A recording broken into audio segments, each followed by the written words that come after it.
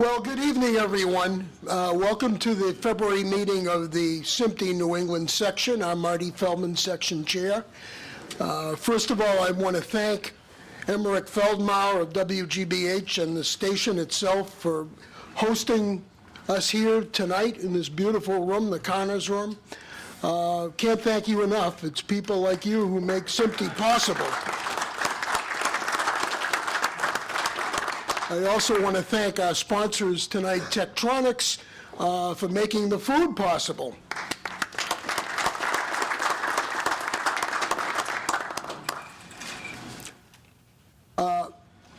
Before we go on, I'd like you to meet Dean Leeson of TEKTRONIX. He's the Northeast Regional Sales Manager, and he has a few words for you before we continue. Dean? I'd like to thank everybody for coming out tonight. It's a miserable night in February. No, it's not. It's actually quite delightful, and it's unheard of. But on behalf of TEKTRONIX, we really do thank SMPTE, WGBH, and everyone for welcoming us into their home here. What we're doing tonight is something that we get a great deal of pleasure and reward from, the feedback that you'll provide during the evening. Questions, please. If you're unsure of something, ask. We'll figure it out. If we don't have the answer tonight, we'll move on. But in what we're doing here is something that we believe in very strongly. I started in this business in 1960 and something, and I have seen the evolution from bottles with tubes and things like that to circuit boards where I can't even figure out what that device may be.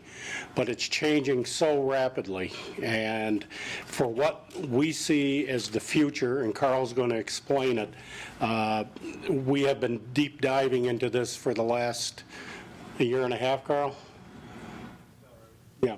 Anyways, what you're going to hear here is more than valuable. It's factual, and it's up to date as of 5 minutes ago, but that means nothing anymore. So education is a big part of what we do. It's a big part of my life and Karl's life, and I'm sure you're going to enjoy Karl's presentation from beginning to end. Marty's going to do his bio, which is very important to all of us here. But as we go through, take a breath. If you have seat belts in your chairs, I would please fasten them tightly, because the next hour or so is going to be over the top.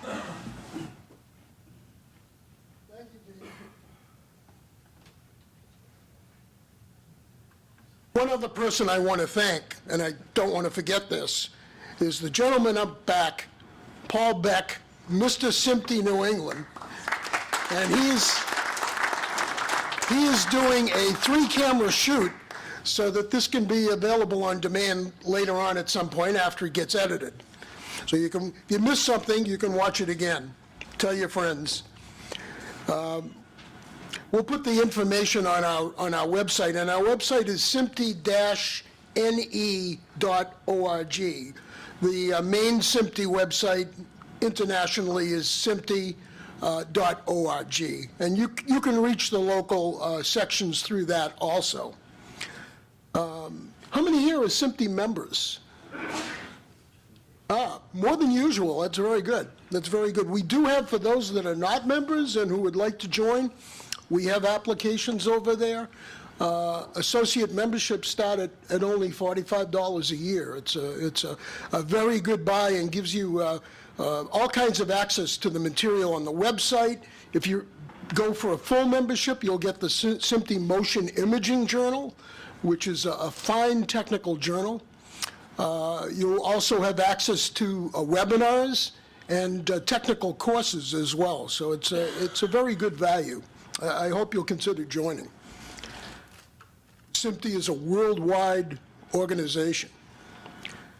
It's also affiliated now with the Hollywood Professional Association on the production and post-production side, and they're actually amalgamated. So you'll be hearing more about that in the future.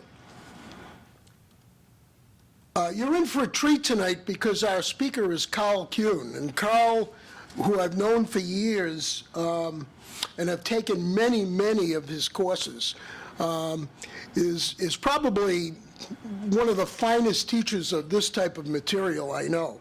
I just want to tell you a little bit about Karl's background. His current position is Senior Video Applications Engineer, TEKTRONIX, and he's been with them since 2000.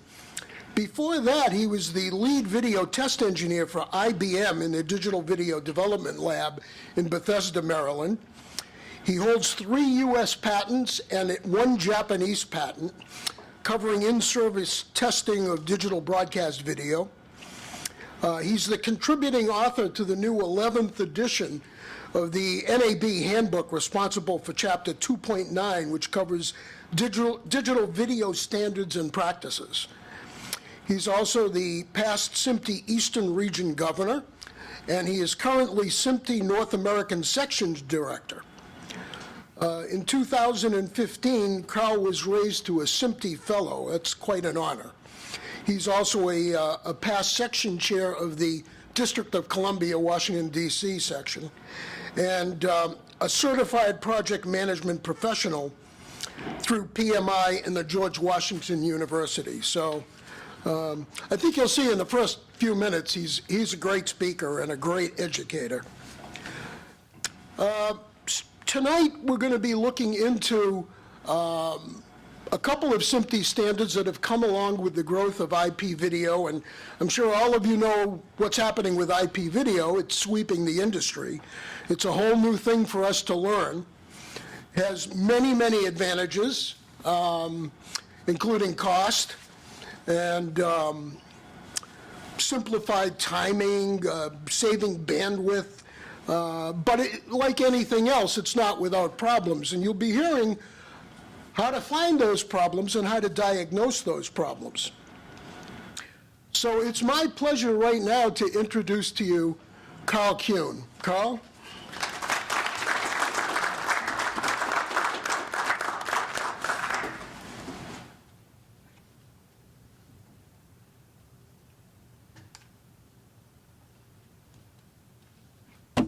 Thank you, Marty. I really appreciate your efforts in keeping the section alive and well. As a volunteer organization, I realize what it takes to do that, and you're doing a fine job. Also, to see everyone being involved, to realize the value of SMPTE. If you didn't raise your hand, please consider joining SMPTE, because we need more members and more funding, and it's also good to be part of the community of SMPTE. So thank you, Marty, and everyone else involved, and thank you, Paul. Also, it's great to have a nice facility like this, so we thank PBS and Emmerich for his involvement. He's always involved with SMPTE and also SBE. He's very active in SBE. So that's what it takes, because what you're doing here tonight is something you have to do for the rest of your career. You have to stay current. If you're not staying current in today's world, you're becoming more obsolete by the world. As was mentioned, I do a lot of training seminars, lunch and learns and whatnot. And what I'm seeing more and more, people come up at the end of the seminar and say, "Hey, Karl, that was great. I learned something." I say, "What did you learn?" And I've actually had several people recently say, "It's time to retire." I go, "So what TEKTRONIX does, we do technology seminars, and also we do pre-retirement seminars." So if you're at that point in your career, this is one of those moments, because we have to stay current, because things are moving faster than ever. So thank you for taking the time, fighting traffic to be here, because what you're doing now is something you have to continue to do every day of your career.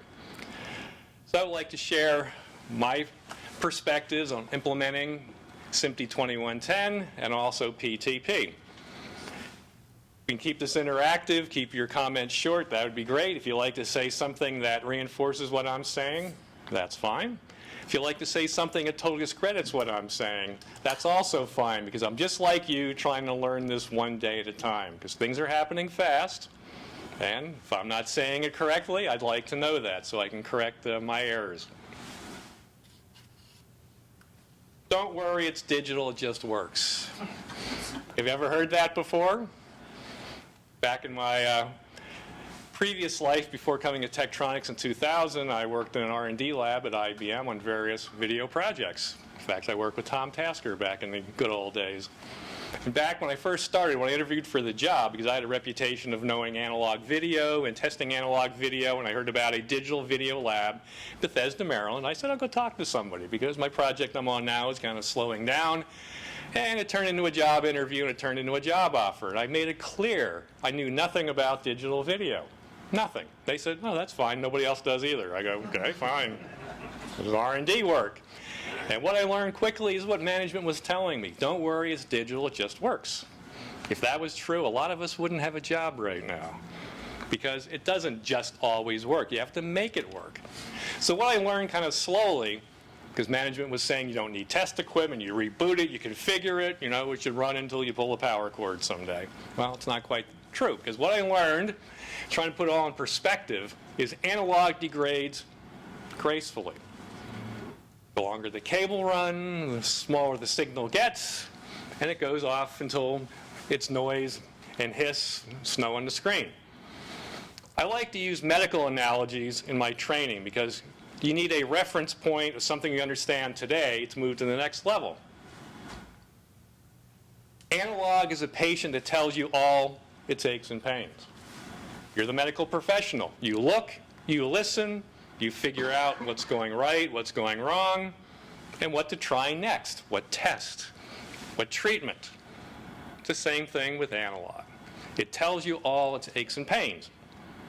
Because analog is a window into the electronic world.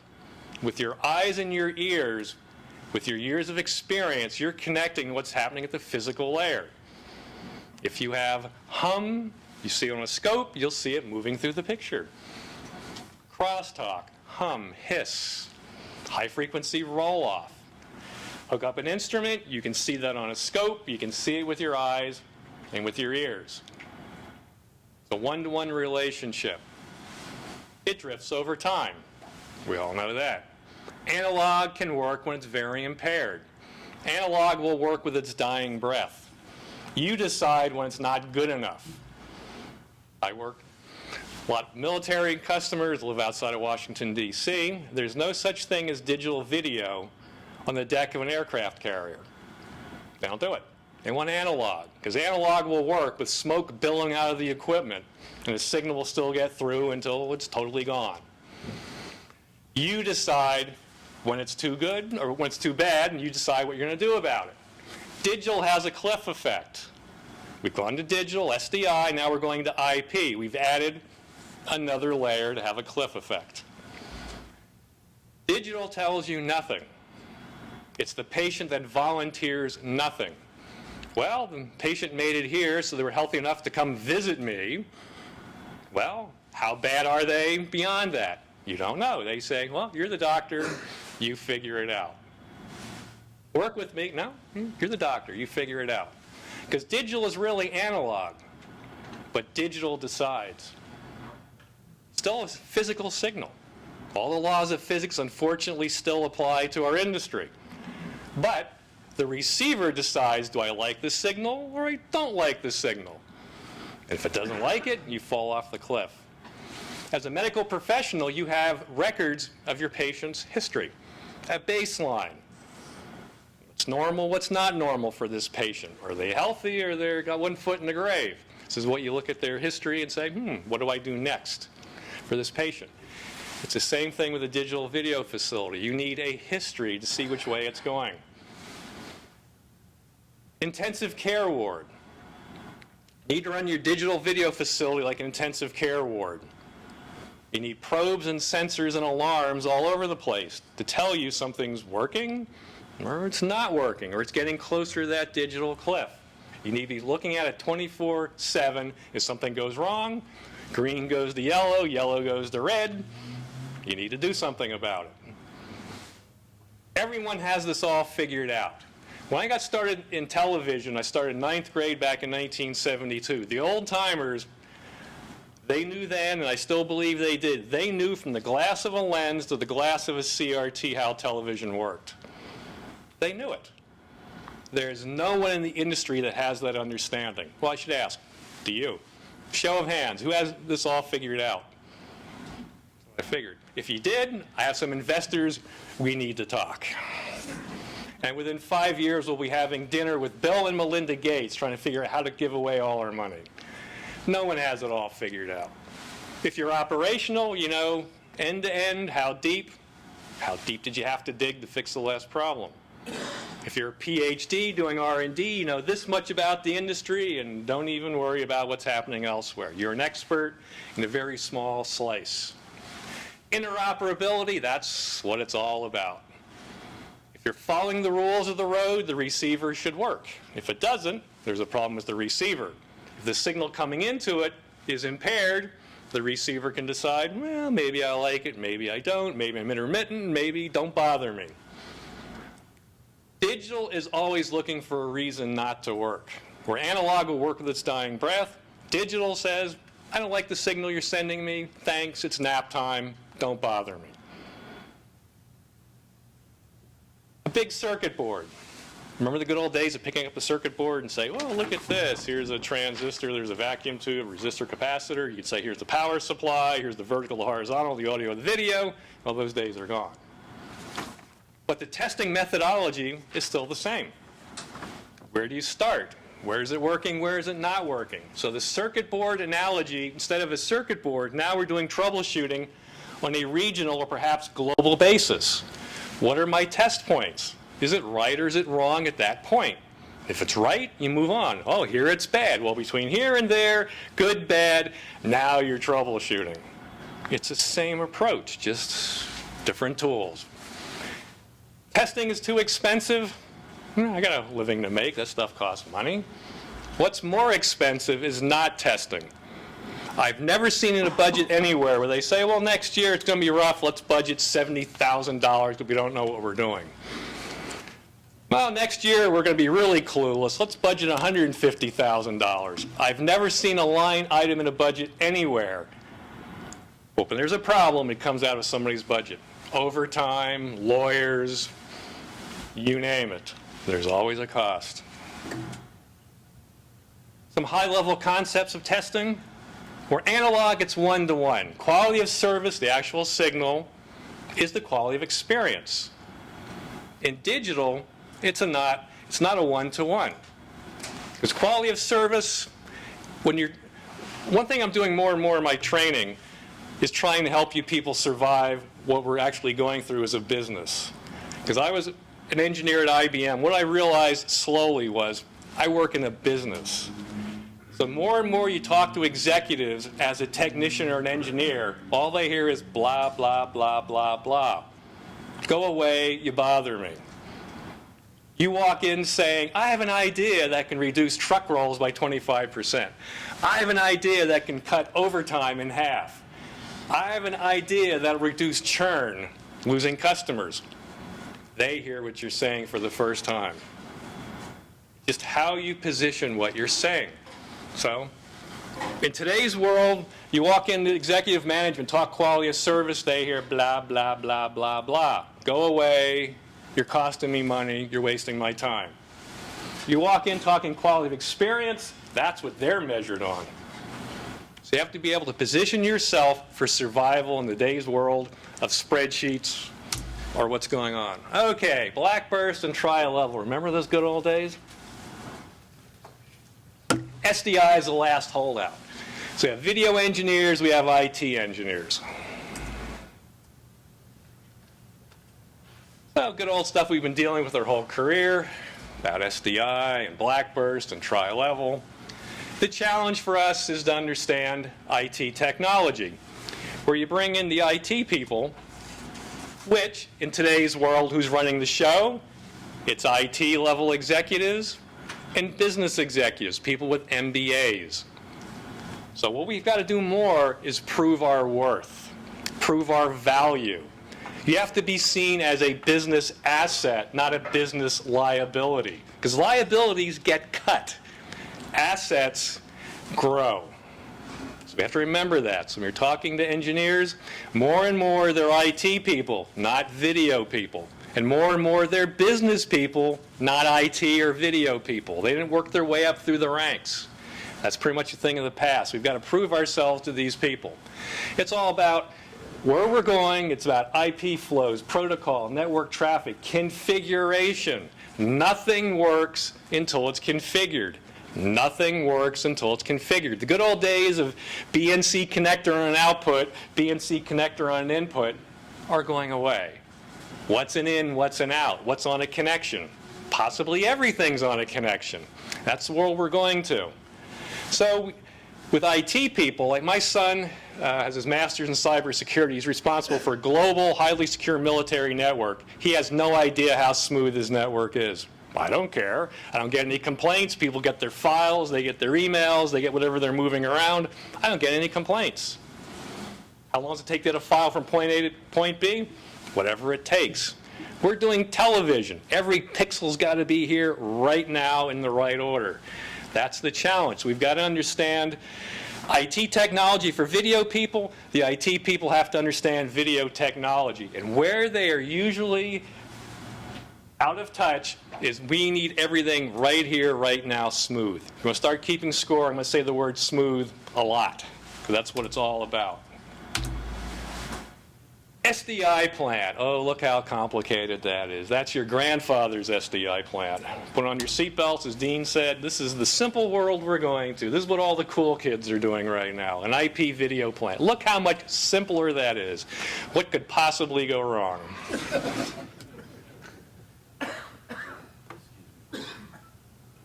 What we're doing is we're trying to put everything on a shared connection.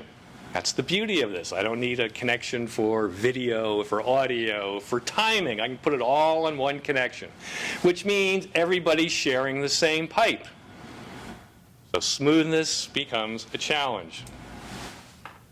2110, this is where the industry appears to be going, because when I first started getting involved in IP probably 2 years ago, nobody really knew where it was going, what standards. There was Aspen, and people were talking about AIMS, and it was kind of, no real plans. Everybody's kind of curious.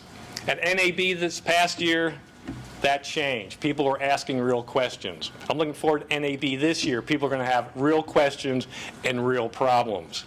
Because right now I'm working on several total greenfield builds where they're moving away from SDI. They want to have less than 5% of their facility being BNC and coax. Major move. So the reality is people are actually doing it. There's always people on the leading edge, and that's a brave move, but somebody's going to do it. If you're building a new facility, this is the time to make the move. So SMPTE 2110, moving through the ratification process at SMPTE is bringing some sanity, some rules that we all can apply. And just, if you do anything in your spare time, which I always recommend self-study, find out what you can about SMPTE 2110. It's our future. We need to figure it out. That's what it's all about.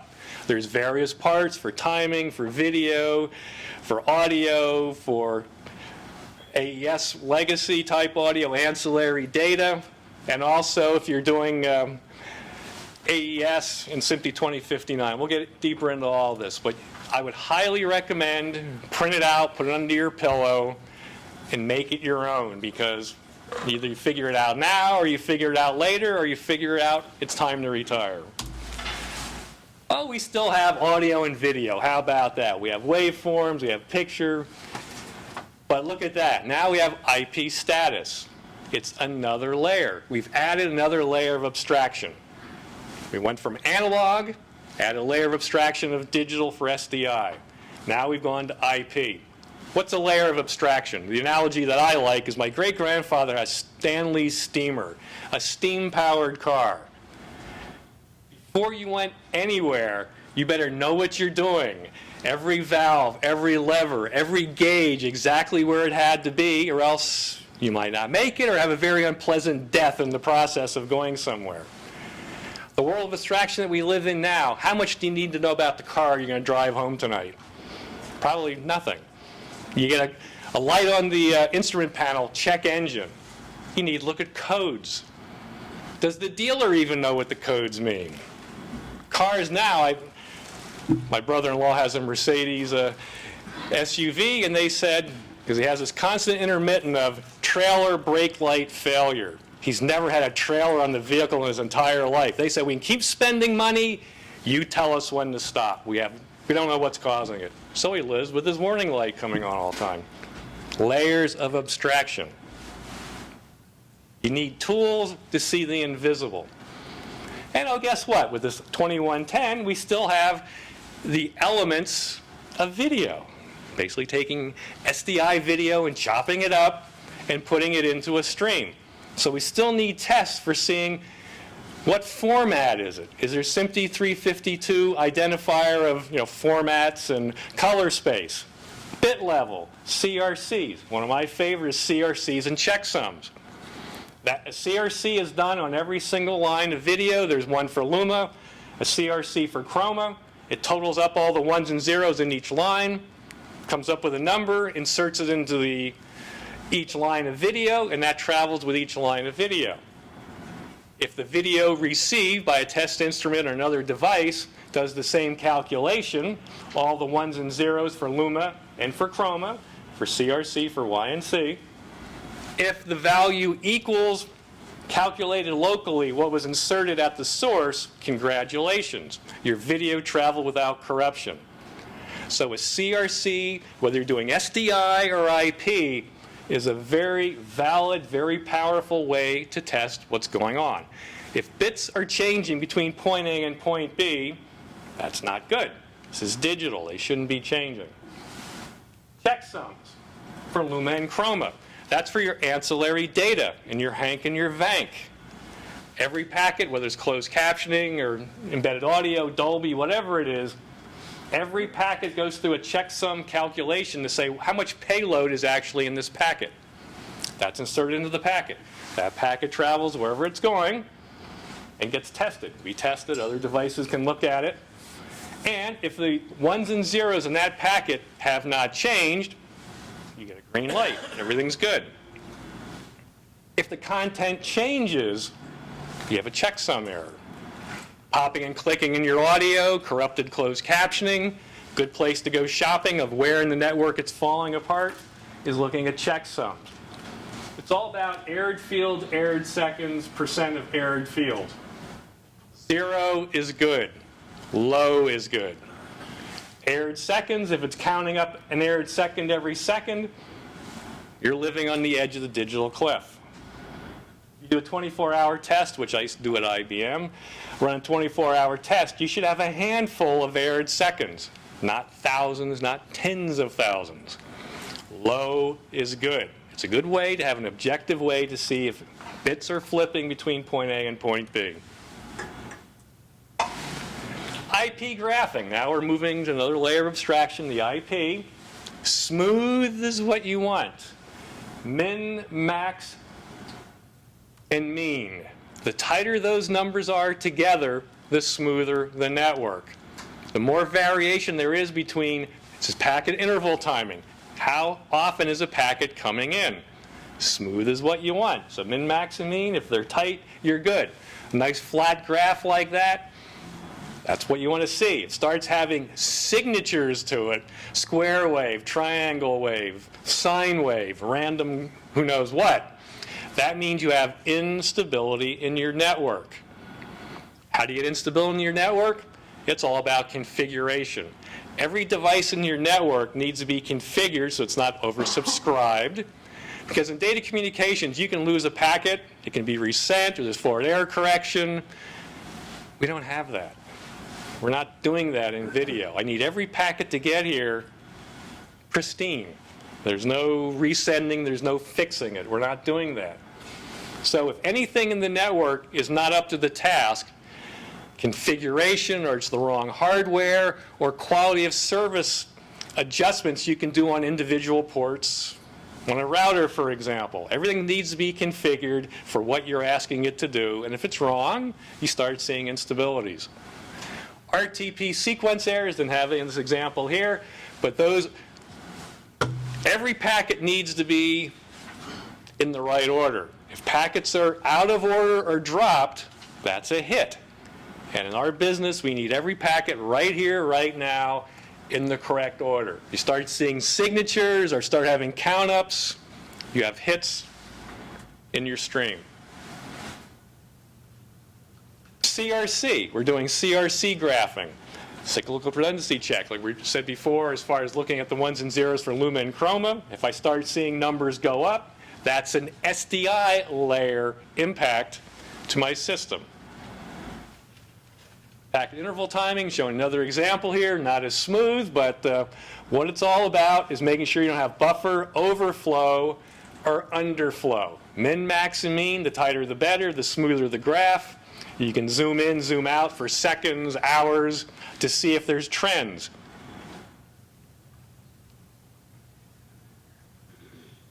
This is one of my favorites. I like distribution curves. This is a fairly healthy looking network. As a bell curve goes, this is absolutely perfect. This is an ultimate disaster. So you want a distribution of a bell curve. So what that's showing me to the right is early. If the left is early, to the right is later. Because this is time and count. It's a logarithmic scale. So there's a lot of packets. If you're up near the top, there's a whole lot of packets, logarithmic. But it's trying to show you a visualization of the smoothness of your network. This works for 2022-6, 2022-7, 2110. It's all the same methodology. So whatever flavor you're doing, smoothness is what it's all about. So if you have a lot of packets being bursty early, that could be an issue with overflow. Too many packets coming in at one time. To the right is later. That's where your buffer goes into bit starvation. There's gaps in the content. I need my packets nice and smooth. They all come in one lump. I go into overflow, and then there's bit starvation. So there's packet instability. If you have a network that looks like that, congratulations. This would be if I had a measurement device hooked up directly to a video server or a player. This is so good it's not realistic, which means all my packets are basically coming in the same time, which isn't a very busy network. It's not a real network. But if you see that, you're lucky, or it's a very small network that happens to be working very nicely. For this example here, I finally thought about it long enough. I said, why do I always see that spike over there to the left, coming in early? Our development engineer said, oh, good question, because IP is smart enough to know when a packet is finished, it's sent. So there's roughly 4 to 5 packets per line of HD video, of 1080p. So I get to the last line, the last packet, it's not a full packet. As soon as it runs out of ones and zeros, it says you're out of here, put stuffing bits in it, throw it out the door, and it shows up early. Once again, it's logarithmic, so there's not a whole lot of those compared to the big spike. So that's normal, if you ever get to see that.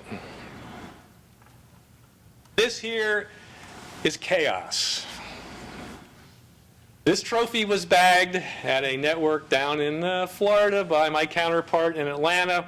He was called in because it was finger pointing galore. Have you ever heard of finger pointing? I'm sure you've never done it. Maybe you've read about it somewhere, where it's everybody's fault, it's nobody's fault, but if all the fingers point back to you and you go, that's the world we live in. Because in the layers of abstraction, when something doesn't work, why doesn't it work? Well, I want to take a 3-day weekend, so if I can blame somebody else, I'm out of here on time on Thursday. Finger pointing.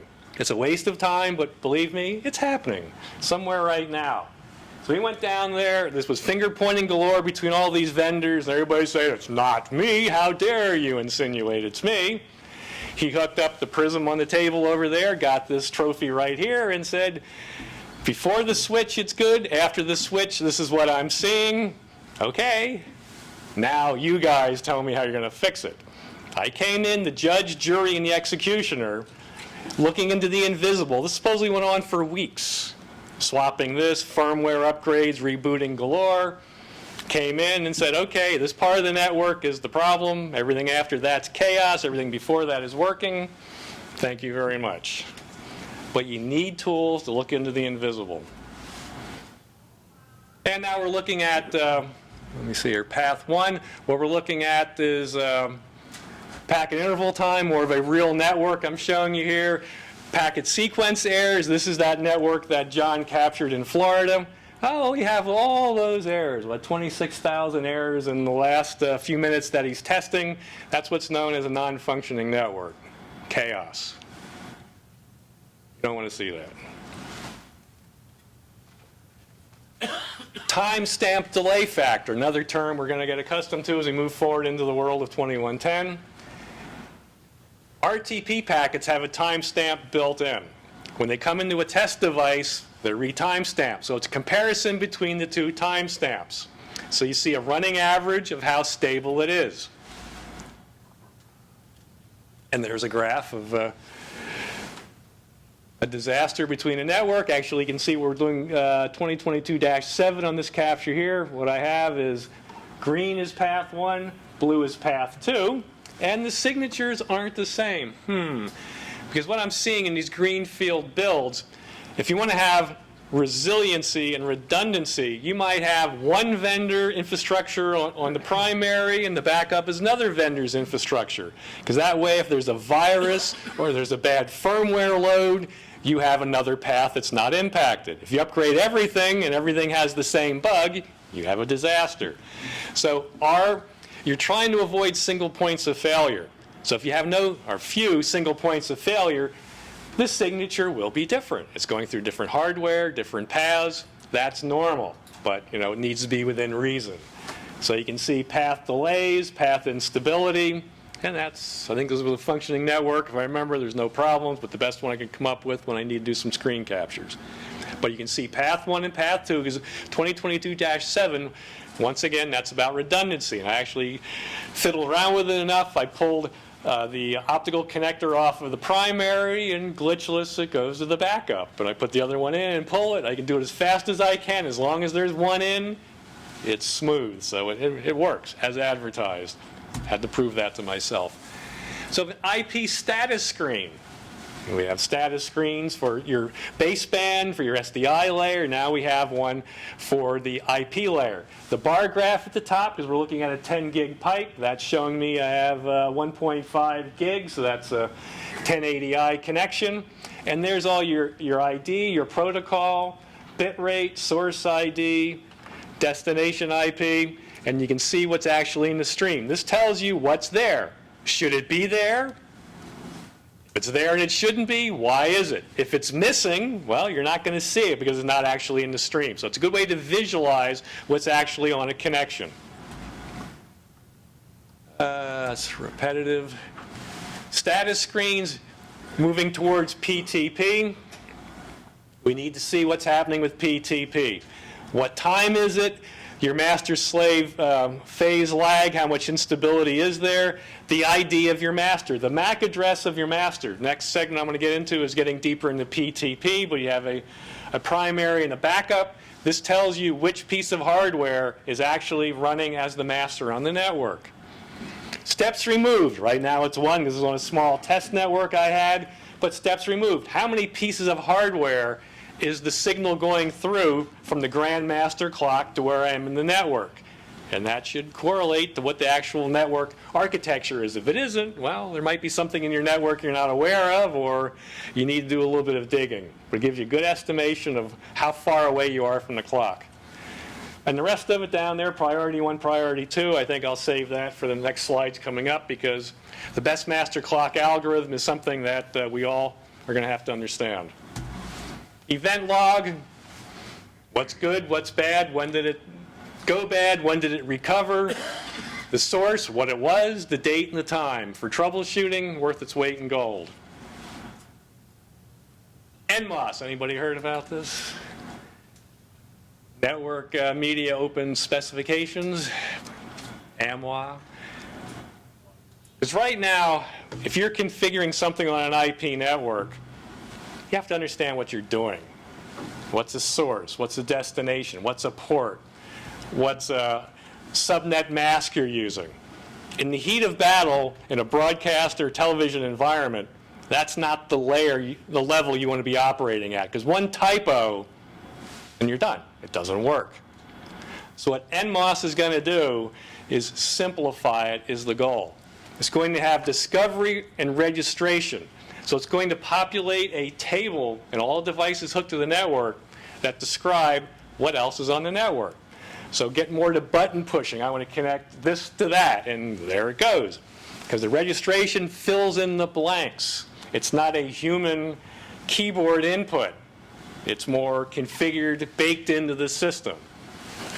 ISO 5 would be the next layer of evolution in the spec from NMOS that we're working toward, is connection and management of the actual network. You have to discover it and register it, then we have to actually do controlling of it. So I would also pay attention. We talked about 2110. I'd read the spec on that.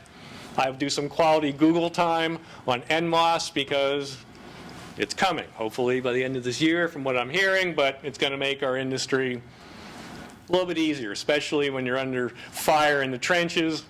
We don't need to be worrying about keystroke errors. Precision time protocol. Anybody working with it? And, well, is it easy?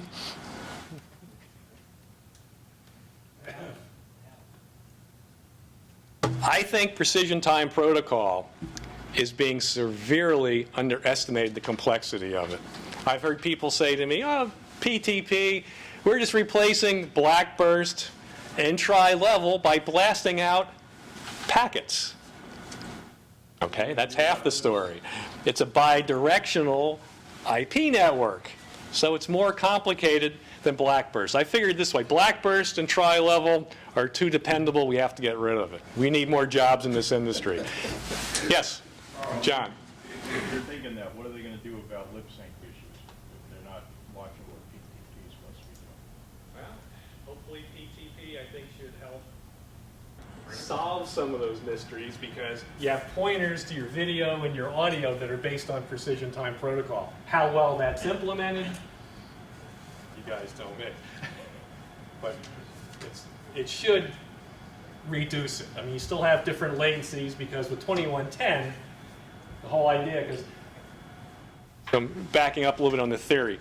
2022-6 was essentially taking SDI, all the elements of SDI, and cutting it into packets. That's what the HANK, the VANK, the embedded information, you name it. Where 2110 allows for your audio and video to be separated, your ancillary data to be separated. And you're getting rid of the HANK and the VANK, so you're making your video payload more efficient because those are on separate streams. For a production environment, you want to have things separated because that's what you're doing in post-production. You have audio and video separate.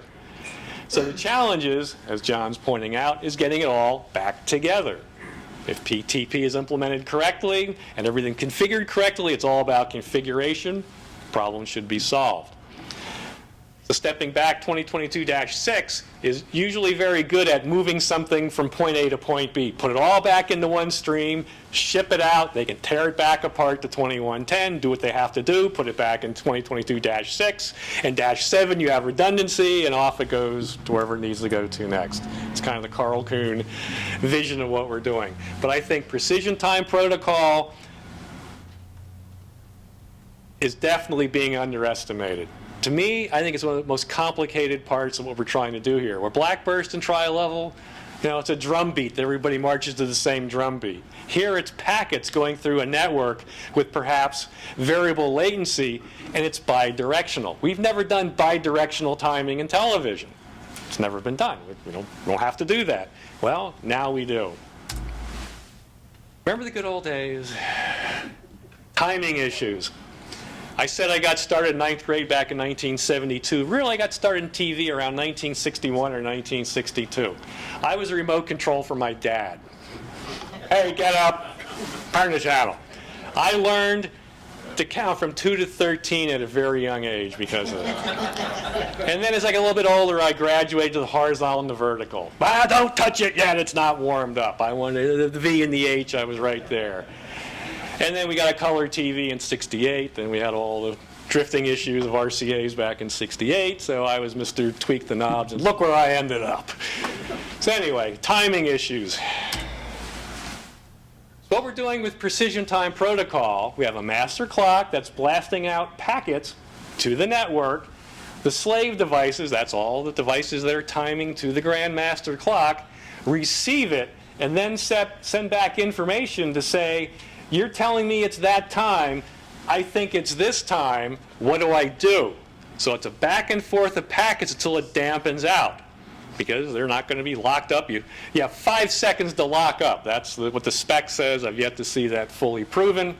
But packets being blasted back and forth until things zero out, that the master clock and the slave are synchronized. This is bidirectional over who knows what kind of traffic in a network. Configuration is everything. The point to make, smoothness is critical when you're trying to time a network. How do you time a network on an unstable network? You can't. So we need stability. Everybody's saying, oh, we're going to save all this money by going to IP. We can buy commercial off-the-shelf COTS. Well, that's enterprise, business class we're talking about, not the cheapest thing you can find on Amazon. Because I think the real challenge is to make sure any port that's involved with PTP has a quality of service that recognizes PTP as the most important packet it's going to see. It's tiny, it's kilobits. We're talking gigabits for the video. So a switch has to be able to say, okay, video, step aside, here comes PTP. It comes in and goes out as fast as it can, and video, you follow in behind. You're talking kilobits compared to gigabits. But that's the whole thing. The switch must be, any device must have a quality of service enabled. It must be PTP aware, precision time protocol aware. So when you're buying hardware, that's the question to ask. Does this piece of hardware, is it PTP aware? The answer is no. It better be a very small network you're dealing with. If you're talking about a big network, things will fall apart because the packets might get dropped, they get delayed, and things fall apart. Yes? You haven't really talked about separating traffic on different networks. You really talks about having everything in one network. Isn't that a better idea to have multiple networks? I've heard some people say, we're putting our PTP on a separate network. Hardware people in the room, is anyone actually doing that? I think the goal of this, from what I've seen, everything is on the fewest connections you can get. I think you're going to fool yourself doing that. Well, hardware vendors, I'm just the test guy. Hardware vendors, your comments, yes? Is PTP being implemented the same way? Is it a You standard? want to hit the button on the microphone, somebody, so we get this on tape? You know, anyway, you can do that for me. Paul asked me to do that. Sure, like if I could figure Big out, button. I'm gonna let the genius figure it out. You just over push here. Just the center button. There you Thank go. you.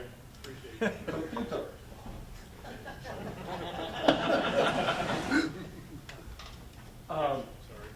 Is PTP being implemented the same way in all hardware across all vendors? Vendors? And approximately how widespread is it? Anyone here from Eberts have anything to say? Chris, Natalie, anyone else have anything to say? Are we doing it across all vendors? We're trying to. That's what the Ames Alliance is all about. That was started a few years ago. Part of us, our guys founded that group. We're trying to grab everybody's attention, make them understand that this is obviously critical. Whether or not we've gotten to the point where we could say that SMPTE 2110 is the way that everything is going to be settled on, not quite certain just yet, but certainly we are all looking at it. So just as an example, how many Cisco products have PTP implemented, and what level of Probably switches every are one there? that we're working with. Every switch that we're working with from Cisco is going to be which would you have examples? 9200 series, I think they are. Everybody hear that? No. So the Cisco series that we're working with are the 9200s. Are they all PTP compliant? I can't attest to it 100%, but everyone that we've worked with has been. They have to be. And if somebody's familiar with the implementation on Cisco, they could go on another vendor's routers and be able to implement it. If they're AIMS compliant, they certainly should be able to, yes. That is, at least that's the direction that we've followed. What other vendors are doing, I can't really speak to that. Okay. From a Grass Valley standpoint, that's what they're doing. Thank you. Sure. Anyone else? Back to your question. I'd like to know an answer myself. Are we kidding ourselves by saying we can actually put everything on one connection? We're going to go back to, we have audio, video, timing, separate connections, which kind of defeats the purpose of the reason why I thought we're doing this in the first place. Any comments on that? I think that you will have to do logical split outs of all your traffic. You're going to run into problems. You saw that you had one 1080 connection on your 10 gigabit Ethernet. And so let's say you have 5 or 6 of those, you're going to hit the roof. The world's going at 25 gig. That's our next move. Yeah. But still, Yeah. You're just pushing. more of the same. All right. Your observation is to be proven or disproven. Thanks for the interactivity. Some terms and definitions. PTP domain. You have different domains like different islands. Well, you have to have all the slaves and masters in an island on the same domain, or else they're not talking. So you can see the GM, the Grand Master, then you have masters in individual domains. So the whole challenge, we'll get deeper into this as we go with some of the diagrams, is how much of a load do you want to have on the main clock? And where do you start having subdivisions of your network? That's what everybody's trying to figure out right now. So the Grand Master clock is the one that should be locked to GPS. So GPS is your gift from the atomic clock over your head, and that everybody locks to that on a common time base. Then a master clock is a clock under that. That's locking to a Grand Master clock to take some of the load off of the Grand Master. A slave clock is all the devices that are in the network. This might help you visualize a little bit better. We have transparent switches and boundary switches. So you have a primary and a backup, both locked to GPS, so that's your common time base, but you need redundancy. So your primary is the one that is the Grand Master clock, and I'll get an explanation of the best master clock algorithm coming up here. So you have transparent switches between those. A transparent switch is designed to look like a piece of wire. Any latency that it has is compensated by adjusting the timestamps coming and going through it, so it appears that it's not there. A boundary switch is a boundary. All the devices under a boundary switch, these packets I'm talking about going back and forth, so by having a boundary switch, the boundary switch talks to the Grand Master.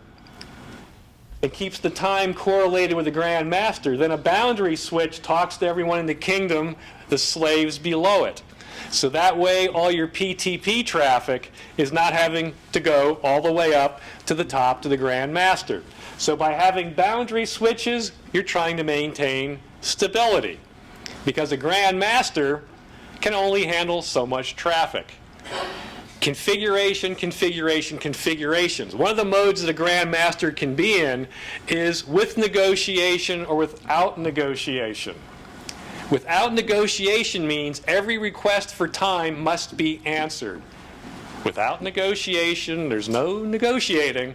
It must respond to every single request for time coming out of the network.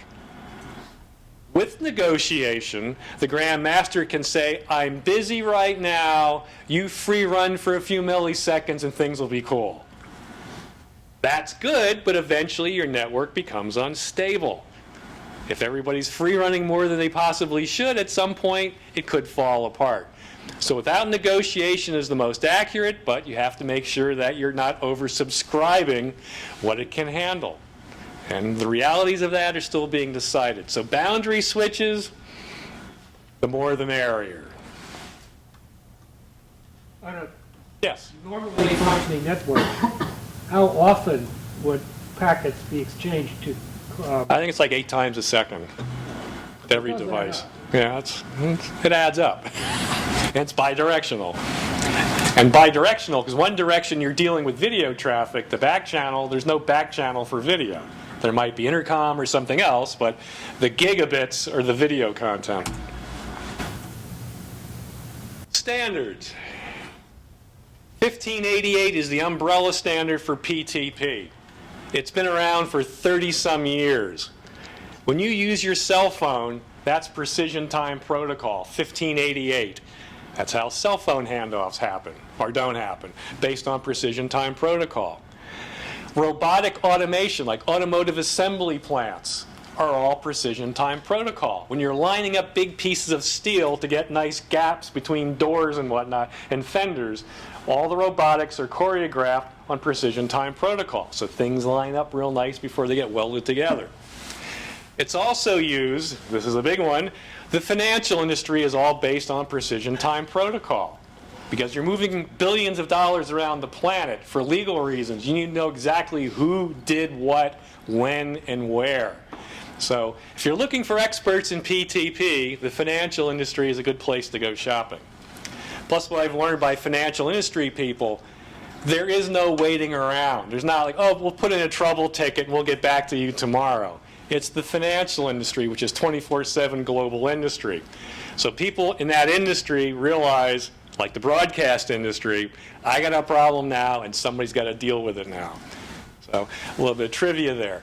So under 1588, for SMPTE, which is us, for doing television, you have SMPTE 2059-1. How do I have precision time protocol align with SMPTE time code? That's what we use in television. What are your pointers? How do you interact? How does it connect? 2059-2, we're going to spend the rest of our careers dealing with the -2, is how do I actually make it work? What's the configuration issue? So if you do any reading, 2059-2 is what we're going to be dealing with the remainder of our careers. Then for audio, you have AES 67 for timing audio networks. Best master clock algorithm. If you're doing blackburst and tri-level, you have a primary and a backup. If there's a failure, you have a changeover unit between the primary and the backup. You have physical relays, electronic relays, you have a hopefully seamless switch between the two. So how do I do that in the world of packets? This kind of struck me. If I ask you, where's the internet? Where's the internet? Anybody know? Can they point to where it is? It's in your. It's everywhere. The internet is everywhere, but it's nowhere. The Karl Kuhn perspective is at some point video networks will also get to that point. Where's my video network? It's everywhere. How do you time a network that's everywhere? You need an automatic algorithm for deciding which clock in this vast network is actually the synchronization for the entire network. Best master clock algorithm.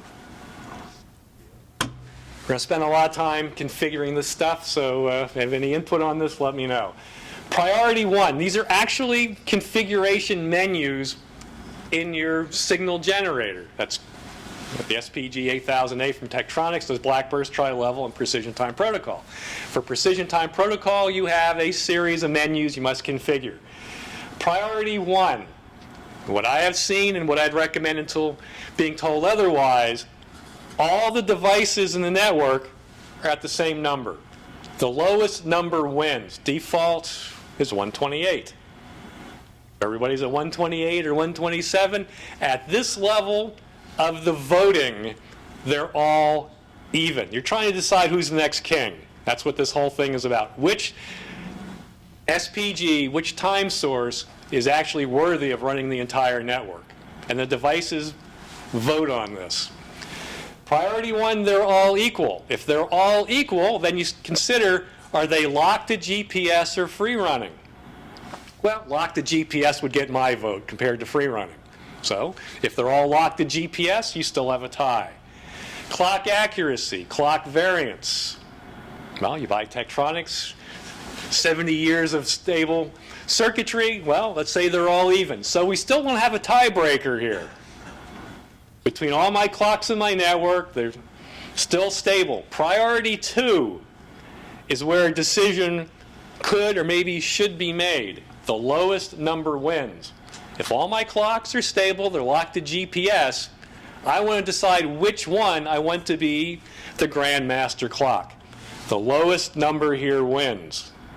Unless something above it changes. It loses GPS lock, well, you're not worthy anymore. So there's a pecking order of deciding which one is running the show. If you have multiple clocks at different locations, well, they have to decide which one is going to actually run the network. So when this voting process is going on, it's decided, then the winner starts sending out announce messages to tell the kingdom, I'm in charge here. If that unit goes away, you pull the power cord, it's no longer sending announce messages to the network. The network says, woo, who's next? And it goes through this voting process. The winner says, I'm the new king, sends out announce messages, and the network then listens to that device. So there's this pecking order. Whoever's sending out the announce messages won the vote. And if you do nothing, if you take a device out of the wrapper, put it in the network, configure nothing, the tiebreaker is the lowest MAC address. So there's a safety default. If you don't know what you're doing and don't bother configuring anything, the lowest MAC address wins. And then the next one would take over. I wouldn't recommend that, but there's at least a safety mechanism in case you don't know what you're doing. Topology.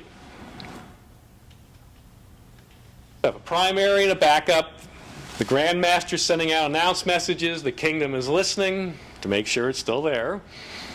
The backup is silent as far as looking for announce messages. It says, okay, somebody else is in charge. I'll just wait for my turn. A transparent switch, once again, is as if it's not there. It has ports on it, but they're all compensated for how much latency there is in and out. The clock is adjusted so it appears that it's not really there. Boundary switches, I said before, that's where you want to be kind of generous. The more boundary switches you have, the more isolation there is from all the slave devices consuming the stability of the Grand Master. How far you go, that's yet to be decided in the greenfield builds that I'm working with. Another topology, you can see Grand Masters, transparent clocks, boundary clocks, devices, everybody's talking. Your topology, you start getting into leaf designs, and it goes on and on and on, far deeper into the IT world that I fully understand at this point, but once again, these are the things we need to be figuring out and troubleshooting. Troubleshooting PTP. Check your interfaces. When it comes to SFPs, your small form factor pluggable devices, which are really cool, they can convert just about anything to anything. But when you're dealing with technical support, the vendor you're talking to of a switch or whatever, they want to hear that you're using their approved SFPs, not one you found off of Amazon. They want to know that you're using their devices because that's one less mystery they need to troubleshoot. So I'd recommend that. Whatever vendor specific SFPs, use them. The same SFP type on both ends. That's not necessarily the same brand, but the brand, as far as what you're trying to match, is the nanometers. 850 nanometers, your wavelength of light, or 1310. They need to be matching on both ends, or else there's no talking over the fiber. Are they 1 gig, 10 gig, 25 gig? Go from there. Cables and more cables. What are you using for optical? Is it single mode, multi-mode?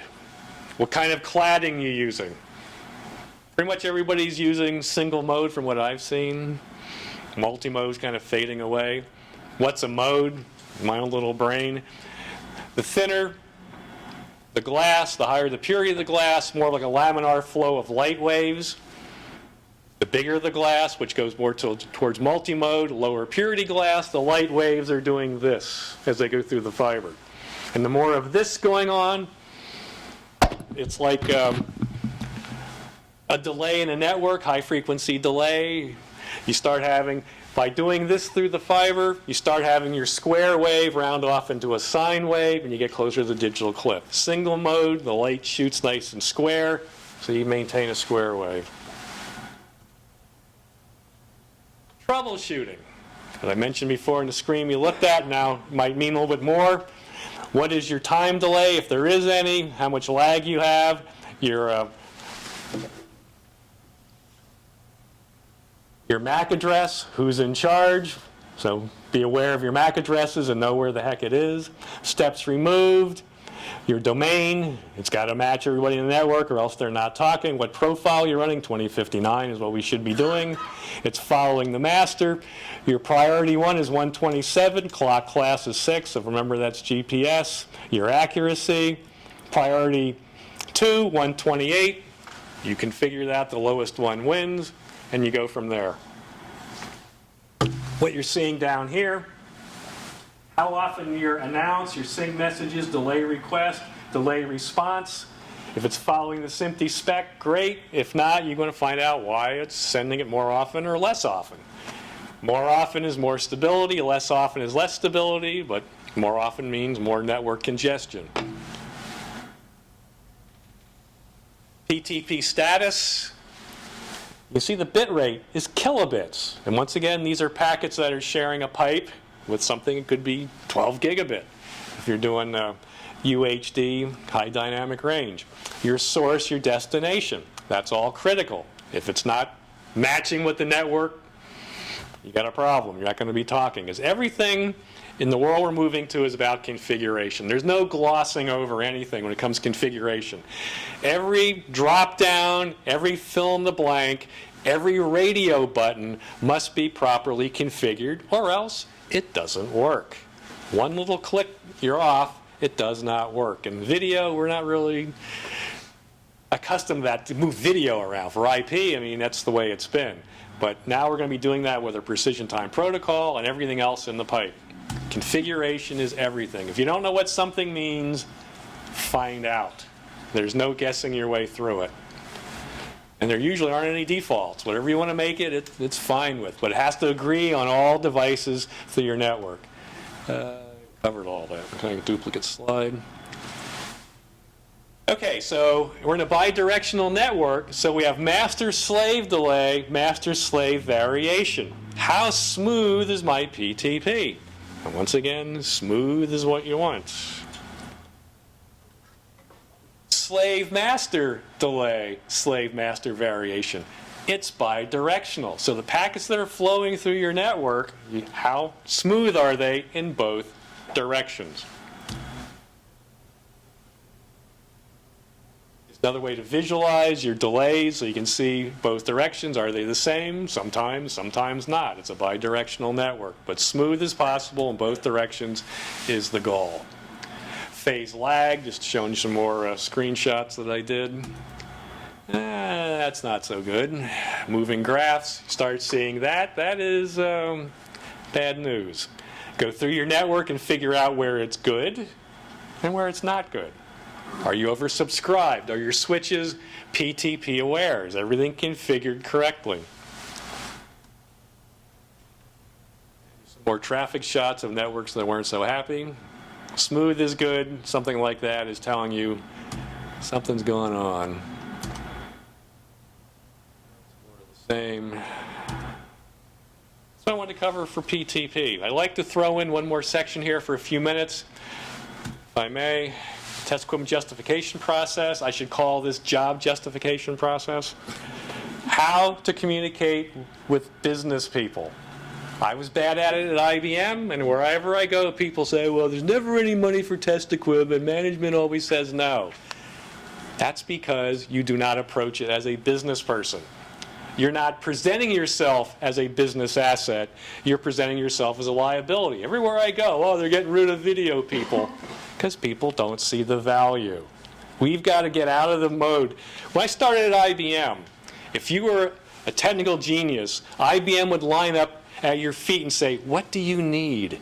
Well, I'd like some senior scientists, I need a bunch of associate engineers, I need some technicians, I need 5,000 square feet of lab space, I need $1 million worth of equipment, and I want to do it in Luzerne, Switzerland.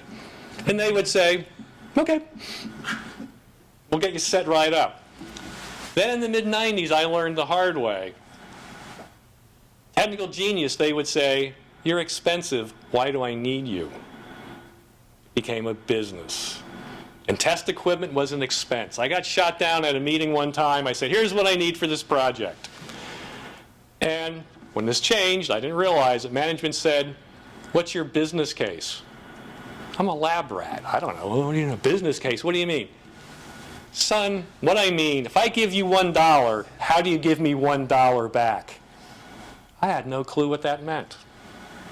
Well, whatever I needed, I got. Well, the day changed.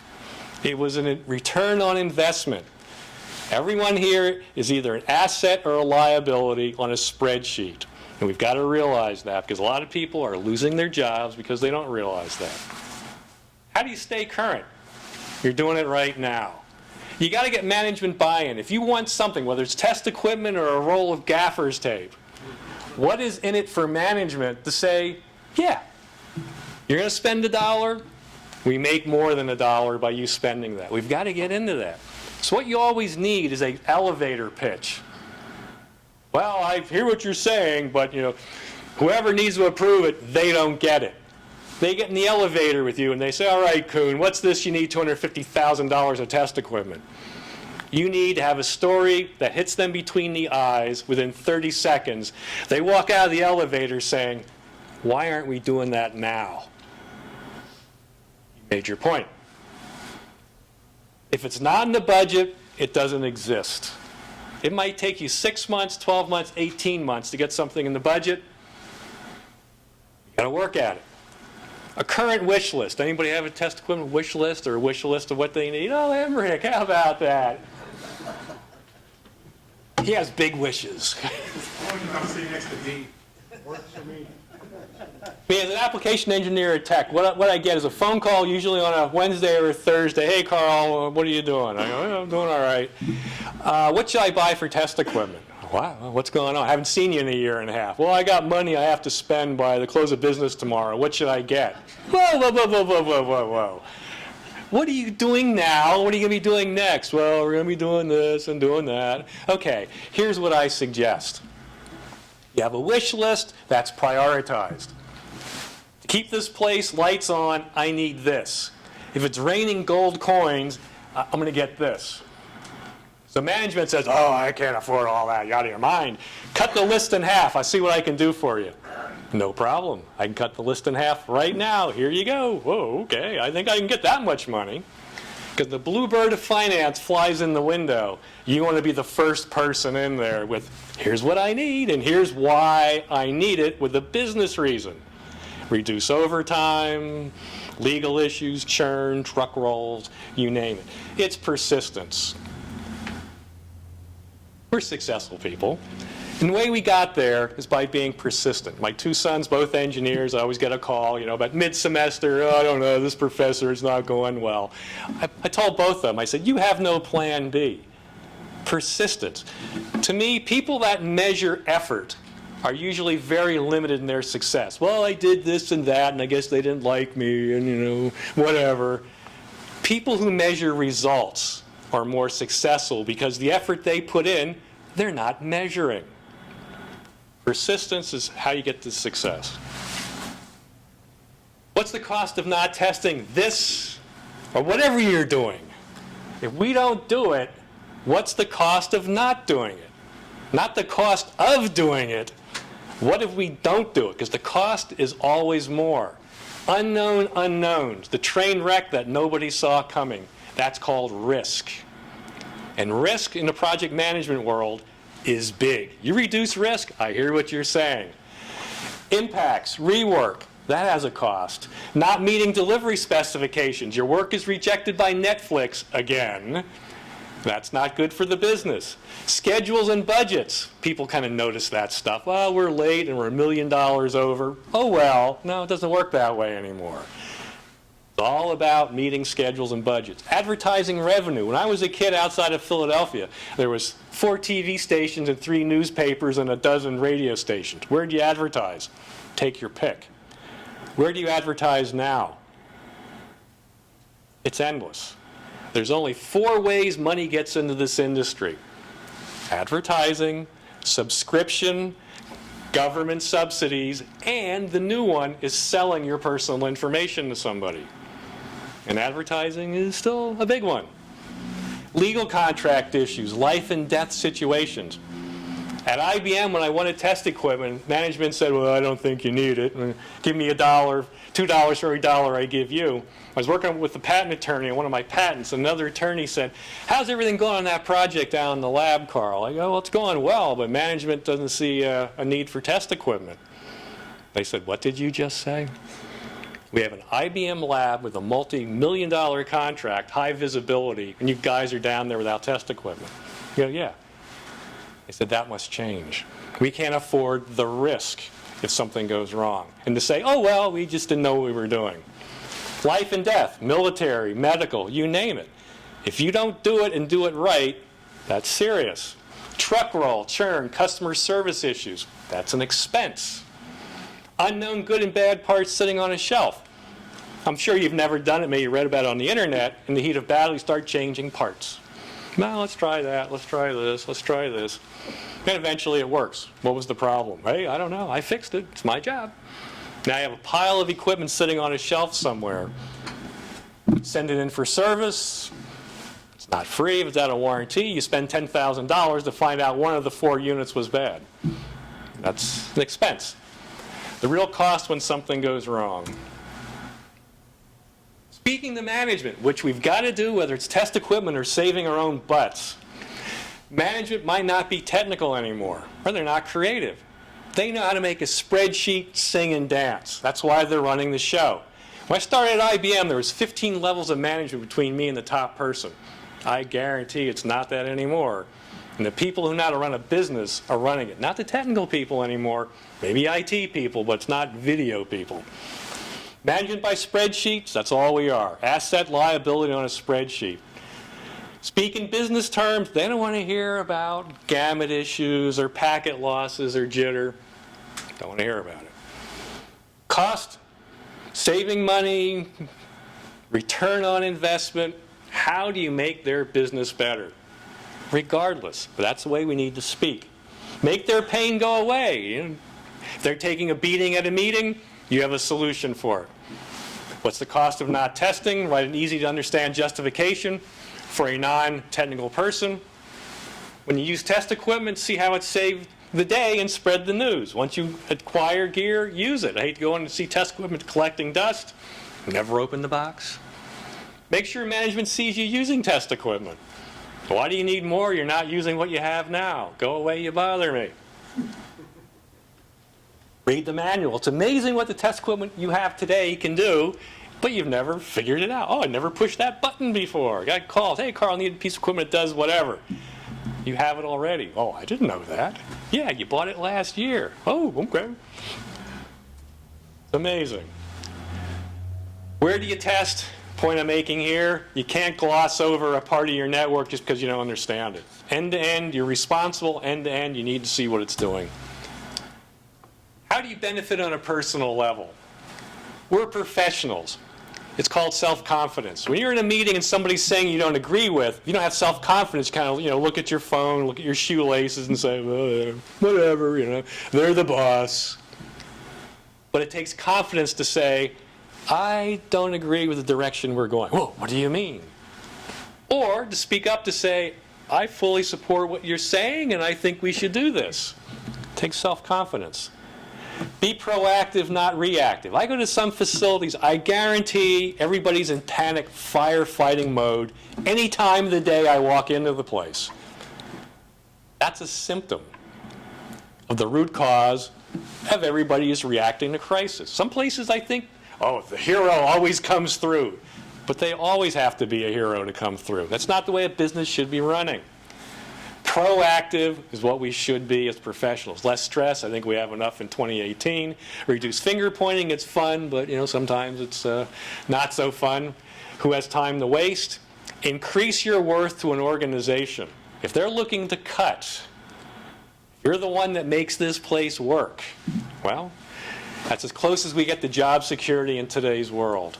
Enhance your resume. If you understand how to do all this leading edge stuff, what the specs are, what the equipment is, what the problems are, put that in a resume. It's a competitive world, and we're all competing, and you have to be competitive. So, thank you for giving me those extra few minutes. Hopefully this was of value, and you walk out here with something you can actually use. Stay employed, everyone. Okay. Thank you. Questions, comments, opposing viewpoints? I have a question. Yes.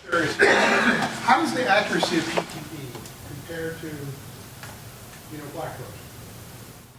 Is it as accurate? No. It's packet timing. So what was it, 1 microsecond, I believe, where in analog it was a third excursion of the burst. I mean, we're doing packets, not pixels. What matters is that it's smooth and consistent, basically. Smooth and consistent, yes, but the accuracy, Blackburst is much more accurate. Timing pixels, here we're doing packets. Good question. Anything else? I'll be here all night. Thank you, everyone. Dean, Marty, any closing comments? Emmerich? Please communicate with us.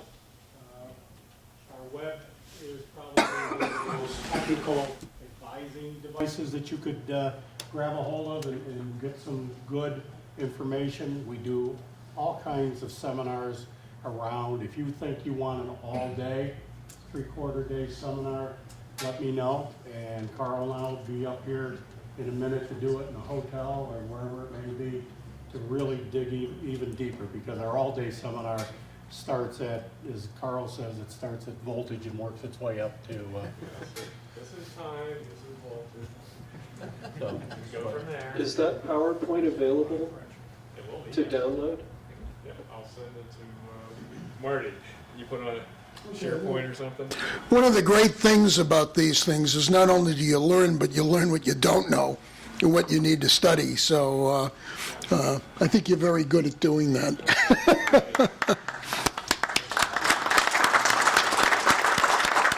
Please watch your emails for information on our next meeting. We're working on it sometime in February, probably toward the end. And also, we are looking, if you're a SMPTE member, we're looking for some volunteers for our nominating committee.